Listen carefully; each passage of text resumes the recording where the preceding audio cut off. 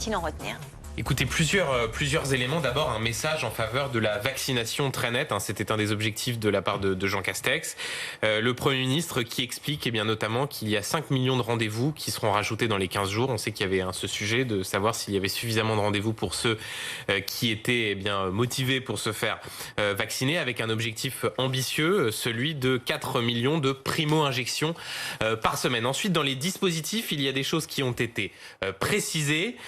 Par exemple, le fait que les restaurateurs qui devront contrôler le pass sanitaire devront toujours le contrôler, mais par contre ce ne sera pas à eux de contrôler l'identité des personnes qui monteront ce pass sanitaire. On voit bien que là-dessus il y a une volonté d'entendre aussi ceux qui disaient qu'il était difficile de contrôler ce pass sanitaire.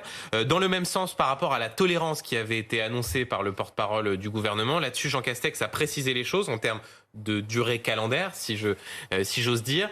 Il explique que pour les lieux pour lesquels le pass sanitaire s'applique à partir d'aujourd'hui, il y aura une tolérance d'environ 7 à 8 jours, donc une semaine, et que de la même manière, pour les lieux où le pass sanitaire s'appliquera à partir du début du mois d'août, là encore, il y aura une tolérance d'une semaine. Jean Castex qui, par ailleurs, annonce et confirme qu'il n'y aura pas de pass sanitaire dans les établissements scolaires, qu'on ne demandera pas aux collégiens ou aux lycéens d'avoir un pass sanitaire dans les déplacements, dans les établissements, pardon.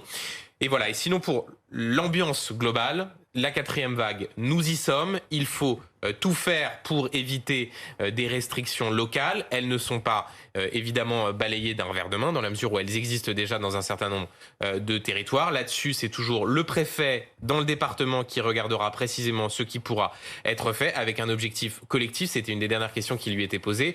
Peut-on exclure tout à fait un reconfinement ? Réponse assez classique, j'ai appris, c'est en substance qu'il dit, j'ai appris à ne jamais dire jamais.